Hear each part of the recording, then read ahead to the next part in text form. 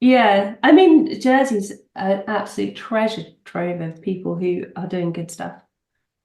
That's And you're what, one of them. So let's yeah. start with that. We already know each other because of a multitude of things that you do. Mm. I'm interested in the rural economy. You're co-founder of Scoop. You're also doing your PhD and have been heavily involved in regenerative farming and, in a lot of respects, a pioneer in this area, and certainly a strong advocate in an environment which sometimes is quite conservative, really.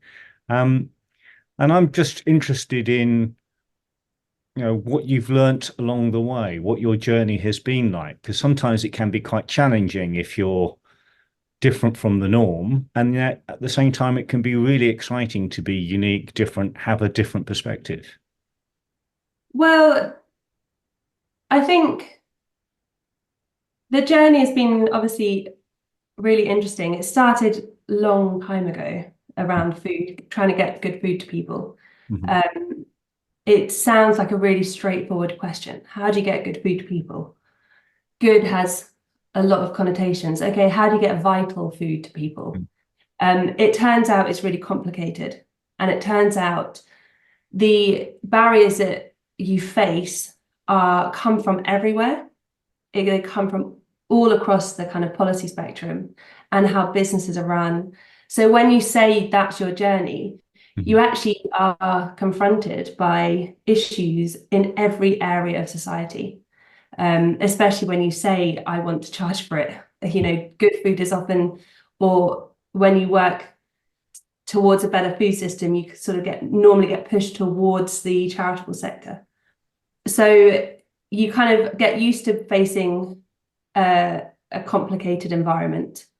And then you know that everybody has an innate need for survival Mhm. and an innate want to do good for their families and for their community. It's just how they articulate that and how they see their journey towards it. So you're meeting people on that path all the time, if that makes sense. And which do you feel may be the bigger challenge? Having consensus around what good is, because each of us could have a different idea of what constitutes good, Hmm. or if there is consensus around good, the challenge of the process of getting there, or is it a combination of the two?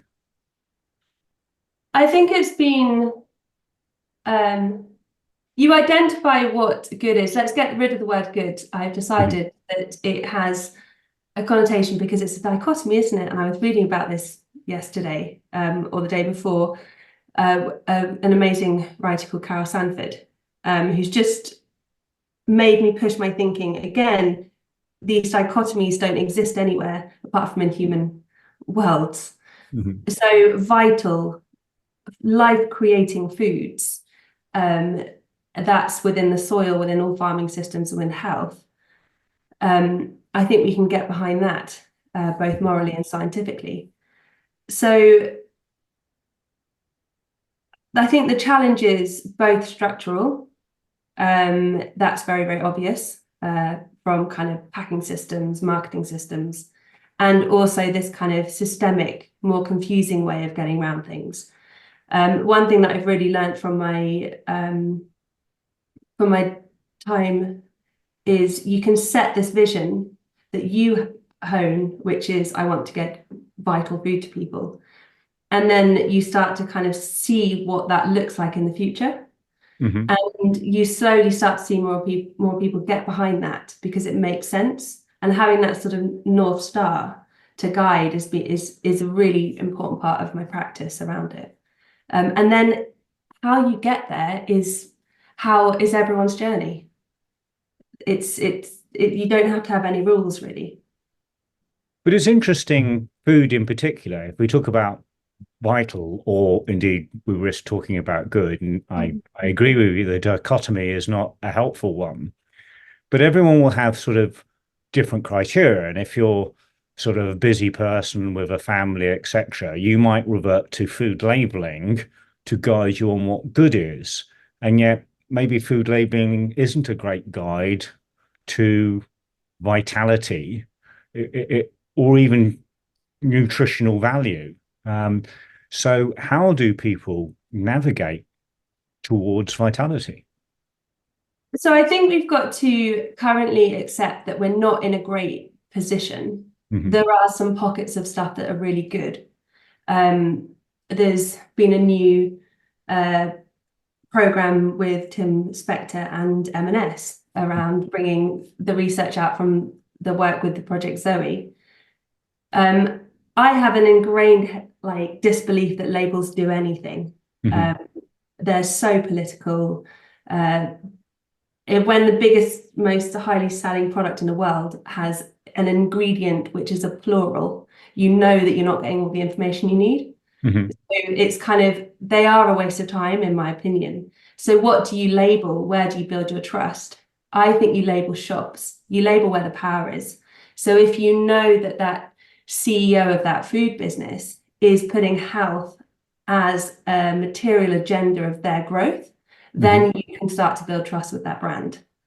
And it's accepting that we're not at perfect or anywhere near perfect right now, but starting to build the relationships, shift a bit of your shopping towards these better brands, and start to show and point towards a better way of communicating about food. And it just accept we're on that journey.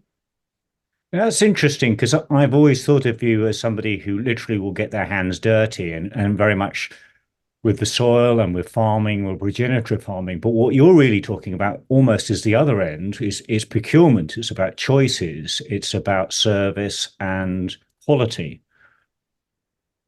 Well, that was the entry point that the conversation took Mm. me on. So I work in the concept of, I suppose, food systems. Hmm. And you can enter the food system, I think, in a million ways.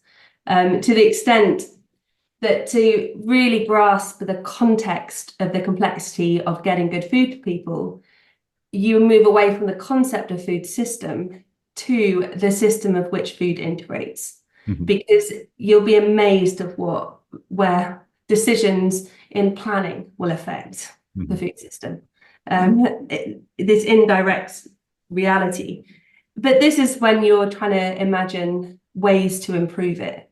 So this, I'm not talking from a customer perspective or a consumer perspective, but from someone who is desperate for a form of nutritional equality. Hmm.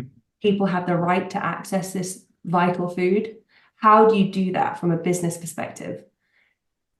When you ask the question at the beginning of my career, how do you get good food to people? I've ended up at the soil because it's a real key element to producing food. But you can't just look at the soil. Hmm. You've got a whole regenerative movement that huge supermarkets are kind of running around soil, but they're not saying, oh, that farmer can sell anywhere and create his own potential. They're saying, do this and we'll buy your food from you at this price under these conditions. So the farmer's being regenerative and being told to by the market, but the supermarkets aren't. Hmm. So you've really got to hold the complexity of the food system when you're trying to reach for what I kind of understand as this nutritional equality, if that makes sense. It does, but one thinks that perhaps the supermarkets, if not currently, certainly traditionally, have gone for volume and price rather than quality and value. If if one looks at the nutritional value of products today compared to, say, 10, 20 years ago, and indeed the price. People will often talk about the price of staple products like milk or bread. Mm. And there's this drive to keep those prices really low. But without doubt, whilst that's maybe democratizing food and making it affordable, it has to compromise its production and its sourcing and what actually goes to the farmer and eventually is put in the fields. Yeah, I think over where do you start in the kind of the moment in history where we started making bad decisions around food production? We might have, I don't know if we've ever made a good one, kind of to feed the population. We've been trying to work out how to feed ourselves for a very long time, and we still haven't worked it out. So let's take supermarkets as the Mhm. bad guy, or let's take the moment we worked out how to mass produce nitrogen fertilizer as the bad guy, or let's make it really local to home. Let's take Arnaud Lecoute when he first selected the wheat seed as the bad guy and kind of pioneered the green revolution. I think we've got to understand that we have a narrative that says we need to feed the world. The population is getting bigger, and we have a scarcity-based economy. When you step back a bit and you see waste is enormous all across the supply chain, which obviously means we have an abundant economy. And we are eating, we have this paradoxical reality where people are both underweight and have poor nutrition. So people are embodying the paradox of the food system in them, in an individual. These are very kind of complex issues where I think it was Henry VIII that says we must get a chicken to everybody to make their bellies full. Like these, to fill people's bellies has been a political win. When the Haber-Bosch process was made with nitrogen fertilizer, when the dwarf wheat was created,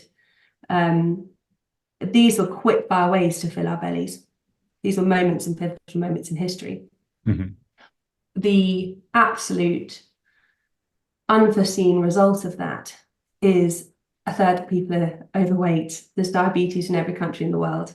We've got not enough nutrition, and our healthcare system is costing more than the entire food economy altogether. And that's just for food-related issues. So yeah, we've got a big problem. But there's an argument that says that some of that is to do with education, and not to say that people are stupid per se. I mean, we're living in a generation that's probably better educated than any generation preceding it. But because of the power of advertising, media, belief systems, we start now believing that those foods that probably aren't great for us are good for us. We end up believing that that's the best thing that we should do. And so is it really about potentially legislation around advertising and marketing and truthfulness in that context? Or is it more about the procurement side of things, given the fact that it's the big purchasers, the big supermarkets that are effectively dictating what the farmer does or does not do?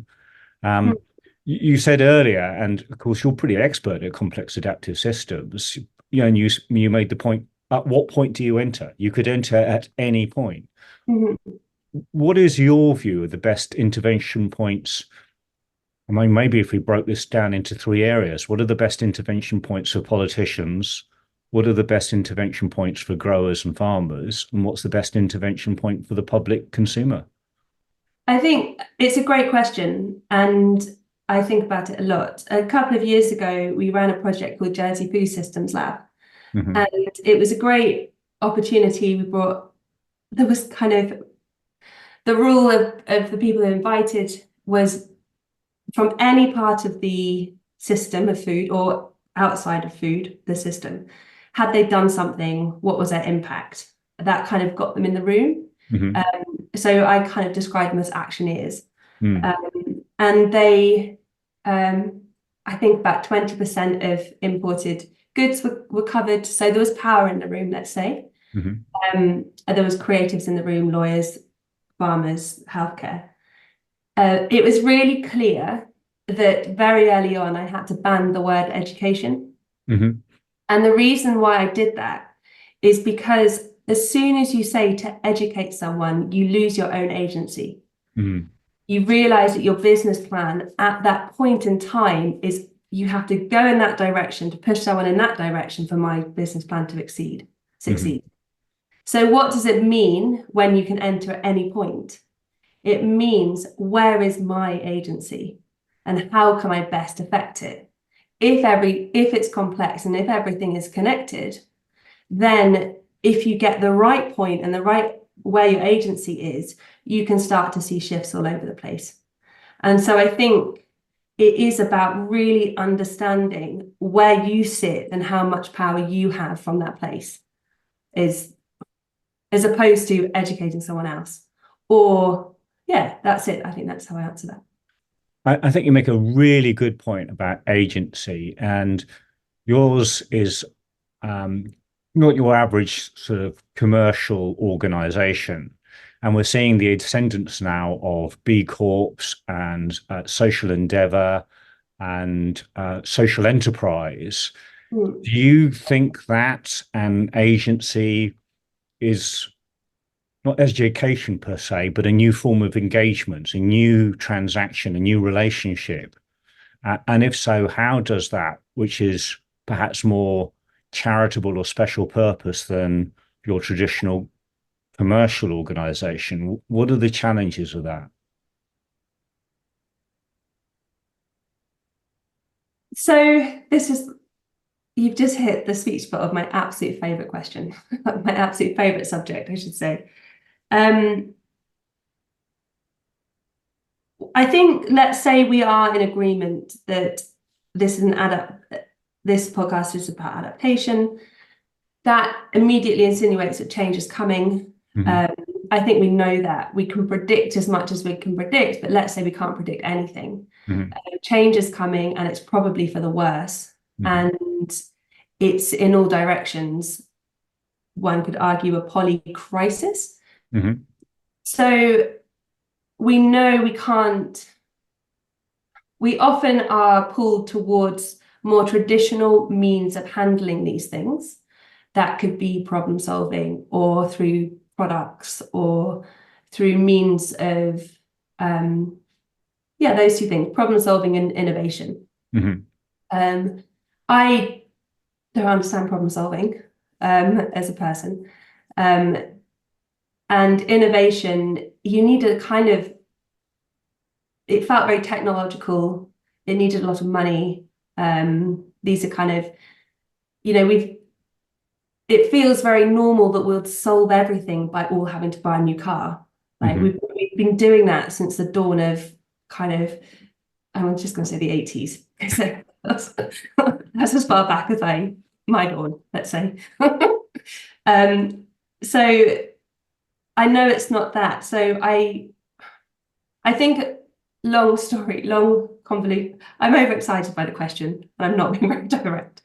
Basically, I think business models are a really underestimated area of innovation. Mm-hmm. And B Corp is an example, social impact business is another example. But when we run a business, we have got hundreds of impacts that we're doing all the time. Some of them are visible, some of them are invisible, and Mm-hmm. some of them will cause chain reactions that we can't control. We've got to understand that we are in the business of impact, even if you don't mean to be. Mm-hmm. And understanding how to harness it, internalize it, and make that the most valuable asset of your organization is really critical. And the more you internalize, if it be the impact of social, the impact of all different elements of sustainability, the more people that you will connect to, because the more values you will attach to your business. So it really comes to me that changing business models to internalize all these opportunities and impacts is growth, is the future, if that makes sense. I'm interested in that relationship, and you're absolutely right, the two are related. But I wonder, to what extent do you focus on having a great product or service and that makes an impact? Or to what extent do you really focus on the impact that you want to have, and from that almost reverse engineer what product or service you're doing? I mean, are you thinking about that perpetually all of the time? Do you think of one more than the other? Because you're living this, and you are a social enterprise, you do make a difference. What is in your mind when you prioritize what you do?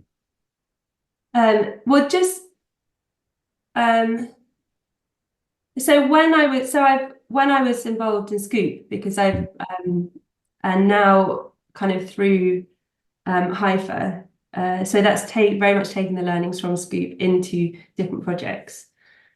I'm actually just taking a moment to think about that question because it's Sure. slightly. So you have this systems goal, right? You have this future that we talked about at the beginning. That is what you're journeying towards. Mhm. How you get there, you respond to the opportunities in your environment. Mm. So obviously Scoop sold food, but it responded to certain aspects of its community, of how it communicated and what it delivered on. So the circular aspect of Scoop Mhm. was a real kind of important part of the process. So these are processes. So sustainability is a process. Mhm. It's not a product. There was one conversation I had where, what if you never were allowed to write a job description ever again? Because the job description takes you out of your place and into an identity of your business, which isn't actually suitable for the place you live in. And you just responded to people coming through the door, knowing that they walk through the door based on values and based on interest, and see how you adapt your business in that way. And when you it actually became quite a positive way of looking at how to retain staff and respond to the people in the community, as opposed to saying, we need this. So yeah, it's very much about adaptation, process, and does this act and this decision you're making now align with a goal you set for that future? I think that's it. That's how the decisions are made. I'd love to expand on that because I find that really interesting. This idea, and in psychology and NLP, they use the phrase, the map is not the territory. And just because something looks that way on the map, that's just a representation. It's a symbol. It may be useful for navigation. And there's a similar phrase, all models are wrong, but some models are useful. And this idea that our models and reality may be slightly different, and the religious pursuit of following a 3-point plan because that's what the model says, the pursuit of doing what the data tells us, it's quite an interesting one compared to the sort of more organic response to responding what's in front of you. And you're quite a scientific person. I can imagine that your thinking will be sort of data driven. But at the same time, I can see that there's something organic, felt, almost emotional, a real resonance. How do you navigate that sort of thinking, feeling part of navigating the world? I think so. I'm just trying to respond to.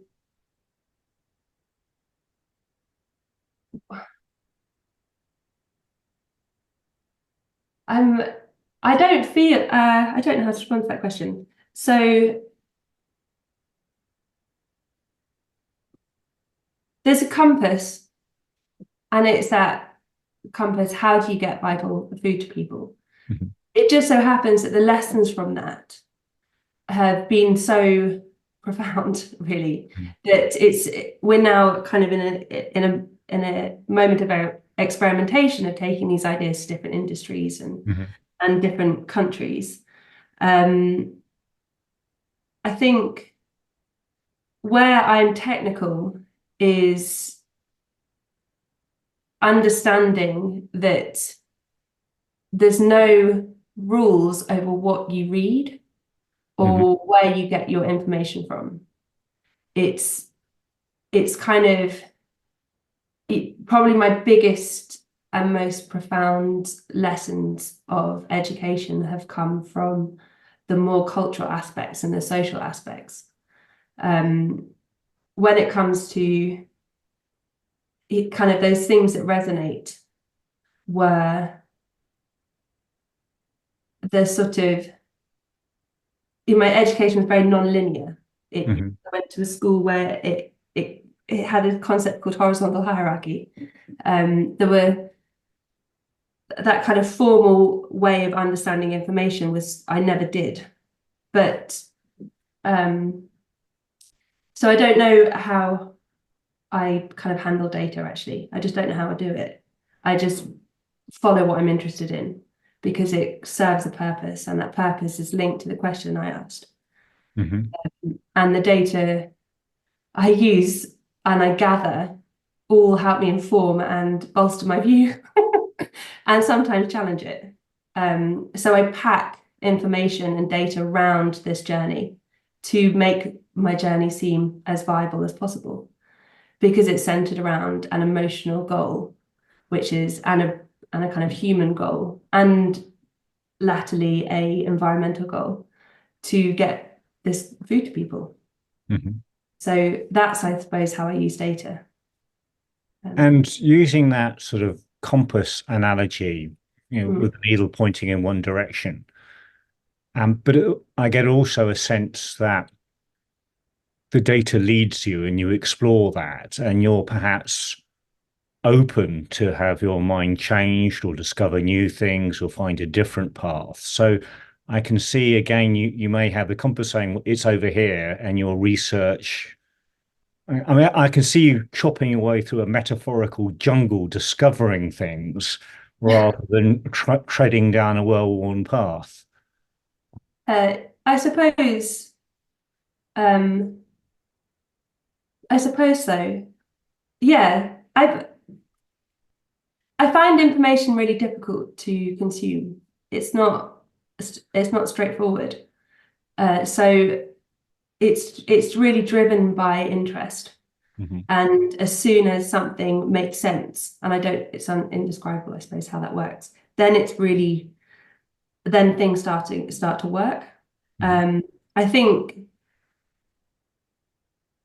yeah, I think this kind of aspect is of the conversation. I don't really understand how to answer it, That's basically. fine. It's fine. Yeah, I don't really understand how to answer it because, um, yeah, I was talking to my colleague about this the other day. I can't remember things that aren't based in a context of logic on some Mhm. level. Like a language is really difficult, learning new words, even learning names of things. But when things are contextualized, linked to something else, and then you can build this on in this journey over time, and my brain's like, oh, I get that. And I will remember every little bit of data linked to that kind of position. So that, yeah, that's just how my brain works. It reminds me of a saying used by Richard Feynman, a famous physicist who was involved in the Manhattan Project. And he was relating a story of his youth. And he said, I know everything about that duck. Okay. And somebody said, well, what's the name of the duck? And he says, well, I don't know its name, but I know everything about the duck. And he made the point that knowing the name of something is not the same as knowing the thing. And Mm, sometimes we are too quick to remember names without actually understanding the meaning behind them. mm, So I think you're right. I think there is a difference being able to recite words and actually implicitly understand meaning. And mm, at a superficial level, we just call it bullshit. You can cite the words, you don't actually understand what's behind them. But I think there's something deeper behind that. And one of the things that you've mentioned a couple of times is that your passion is directed by your interest.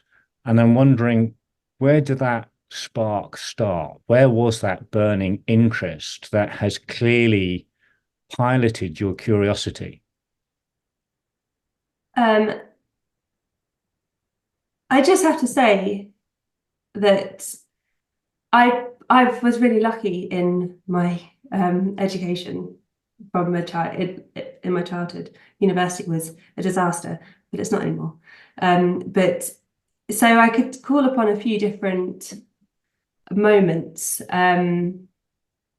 It unbelievably, a guy from the Manhattan Project came to Mhm. my school. He was 94 years old, Mhm. Joseph Ratblot. Rockblood. I can't remember. Right there. Can't remember. He left the Manhattan Project. He came, and ever since, as a young Polish physicist, the day he left, his whole life journey became about teaching people that progress and scientific progress wasn't always progress. Mm. And that became a social responsibility. He died months after he came to our school. I was about 14. And it was the most powerful lesson and I feel it now still, that one, to be so lucky enough to have a school which valued that as a message, was an incredibly lucky thing. But it wasn't a few years later, after leaving school, I was working for my family company, my dad's company, where he worked on drug development in cancer. And it was a phenomenal experience watching him go into that business. And it was a 70-year project. The company did the journey it did. But the one thing I learned being a part of that was we had created a corporate system where it wasn't the best product that got to market, it was the best businessman that got to market. And that, to me, there's obviously industries where it just doesn't matter, like clothing or like potentially, I don't know, music, or where it might not matter, but things like cancer drugs and food, it's an outright disaster. That businesses where you don't have, industries, and in a world of consumerism, we have a business system that doesn't get the best product to market. How is that? How are we winning?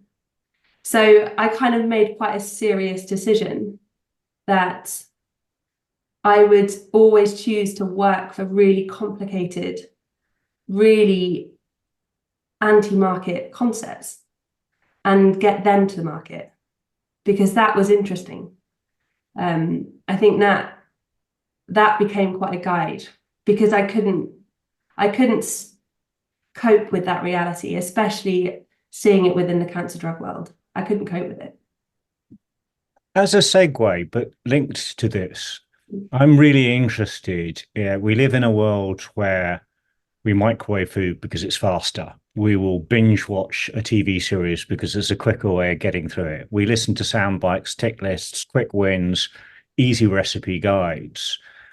And your point about science may do things for us, but is it necessarily in our best interests, even if it's for our convenience? I wonder what your thoughts are on how, for example, AI may be changing our perception, our consumption, our choices.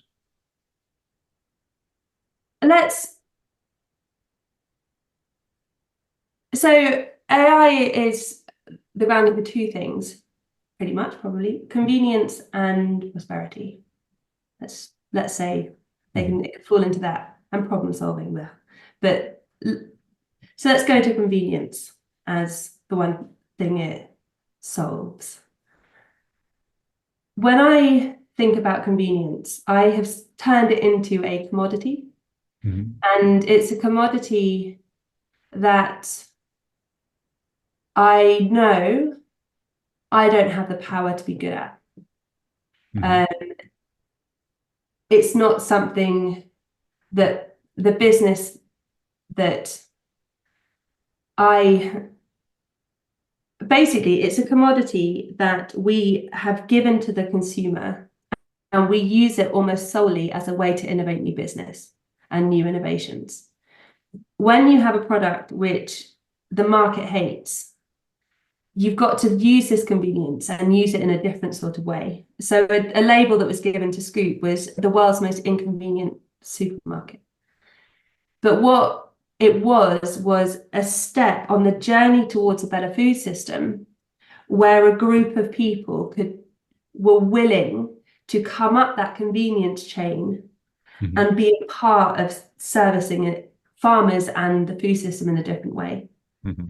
So if you imagine, if you only take convenience, the consumer's all the way over here, and it'll only ever be over here. If you get rid of it and take it as a commodity, then you've got consumers at all different stages. Mhm. Then you've got consumers willing to be your workforce all the way through to this endpoint. So when you think of a business strategy, you think of how you stepping stone towards that final thing. So you switch markets around being hundreds of different, being sort of economic, how much people are willing to pay for the most convenient product, to how much people are willing to do to make change towards something better. And then the convenience goes to the people who care the least. So that's how I kind of model convenience in my work. I'm certainly reminded as you speak there of Al Gore's phrase, an inconvenient truth when talking about climate change. And there is, I feel, this idea that convenience and truth may not be synonymous and may be at different ends of a scale, and where one is at the expense of another. And I wonder to what extent convenience expediency compromises our decision making in food choices, for example. But I mean, I can think of other areas. So let's just hold it on to a business, on the business side, not the consumer side. Where does convenience, what does convenience do when you make it your business model, like home delivery or something? So when you're in home delivery, you're competing against the biggest companies in the world. When you are inconvenient, you're building relationships that those big companies cannot ever build. So this is if, in the absence of kind of AI-based transparency, which might not always be correct anyway, because it's all from reductive data, a lot of it is. So let's say trust, truth, and knowledge come from knowing and relationships. So this is where these kind of spectrums come round again. Like, this is building these relationships, building spaces for interactions over transactions. You build spaces that big business can't compete against. And this is where you start to build different conditions of the market to get these more complicated businesses to and market products to the market, if that makes sense. So, and it's really kind of standing up again. Well, just realizing if you're following those trends, you're gonna not win because you're not the first of the trend, and there's people with big advertising budgets than you. So That's interesting, because I was chatting to a photographer the other day and asking him about the advent of AI. And we were debating to what extent is AI going to impact the photography business if you can do everything by typing into a keyboard your idea of what great art looks like. And then potentially the backlash, which might be to actually value something that's artisan, that is inconvenient, but made by humans. I wonder if we will start revaluing craft and humanity and leaving some stuff for the computers to do for us. But that almost increases the value of that which has been done by a human. yeah, I think I haven't, because I suppose because I work in a deeply tangible kind of area. So AI is useful. Why have I used it? To start writing, so your words don't feel kind of empty on a page of doom and loneliness. You've got this kind of but I've got bored of that already. I'm bored of it. So it's not as good as you'd expect it to be. I think, I'm deeply concerned about how it's playing a role in, let's say, carbon counting, and how that's playing a role on labels and food systems. Because it's like saying we can solve all our problems with a highly sophisticated abacus, because that's what it is. And it could embed so many falsities. And it also kind of says that everything's being counted. And that's the potential is so much greater than that. Mm-hmm. So I'm really worried about how food systems data is running through these big data pools and how it's engineering change and how it's been validated. Like that's a concern, I think. And what are your thoughts for the future? Because whilst that is a risk, you've been a great advocate for thinking differently, for different types of interventions. And I think there is a growing public awareness about the quality of food and the risk of things like social media manipulating our choices. And very recently the book Ultra Processed People has come out, and it's certainly not the first Yeah, book of its type, but there are many which demonstrate an awareness. Excellent, yes. the infinite reaching. So are you feeling quite positive that we're seeing now more books, more conversation, more interest? The fact that we're even talking about this on this podcast, does that give you hope? Yeah, it was really a memory I had from school again, I'll say it. I had a biology teacher who was a world expert in ants. And he said one day, I just can't believe how much airtime ants are getting this year because the Bug and that film Ants came out. And he was just so happy because all of a sudden ants were on the radar. Soil seems to be on the radar. It seems to be a big part of the dialogue. It's becoming uber trendy to talk about soil. You've got that kind of Andy Catu movement from Groove Armada, just really revamping what it is to be a farmer and work with the land and how hip it is, really. So from that aspect, we think a lot in Jersey that agriculture is kind of held in a particular generation, but I witnessed a massive movement towards the rural world through people just saying, I'm done with the city and I'm done with this kind of treadmill.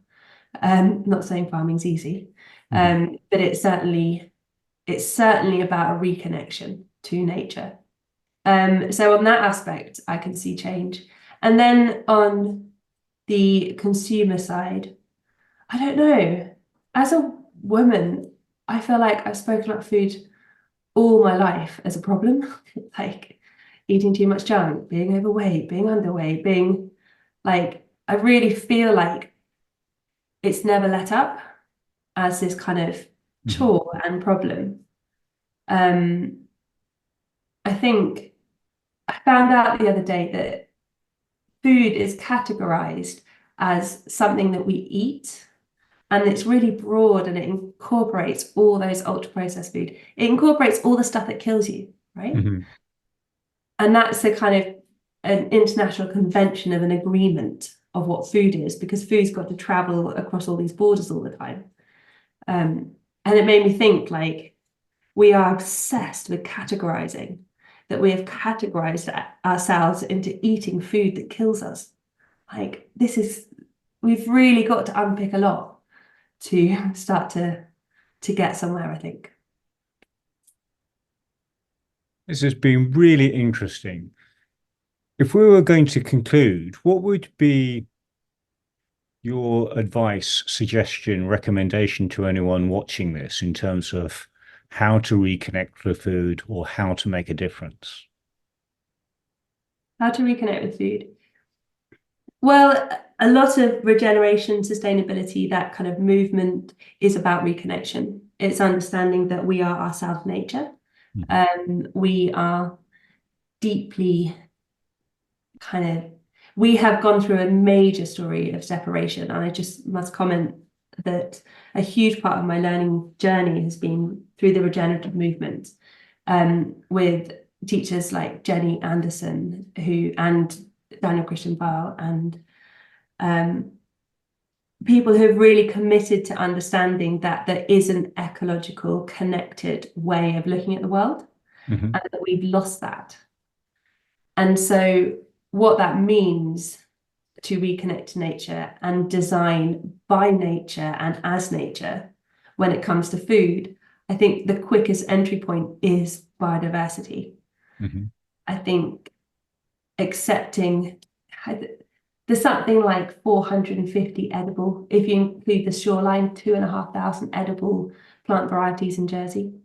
Hmm. We import probably about 30 and eat 30, but we could eat about 2,500. Hmm. Biodiversity, cropland biodiversity is a great place to start. Because as soon as you move into these more unusual varieties, you're moving into a different food system. You're moving into a heritage food system, and probably an agroecological one.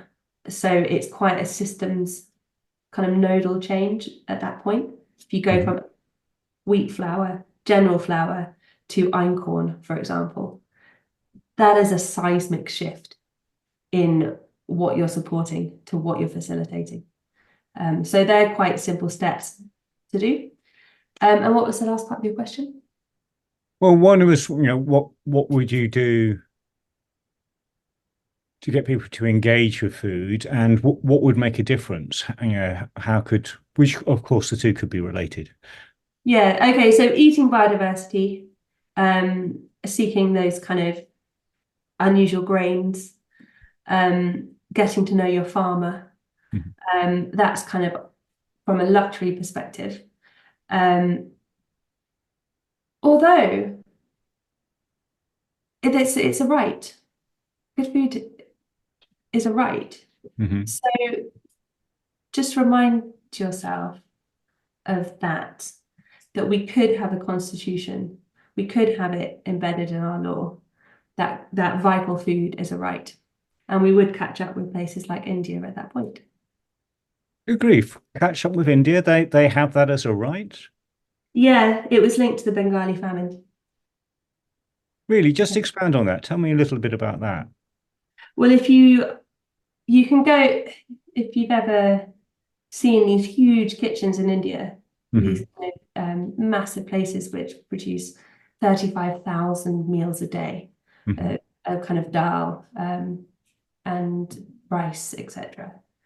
Um, the food, yeah, you have a right, you actually have a right to work and a right to food in India. I can't remember where else you have it. Scotland are trying to bring it in, a right to good food. And same with Wales, I think. Um, it was brought in by, it was brought in following the Bengali famine, Hmm. which is a really interesting thing to study because it shows you how famine is is a political reality Hmm.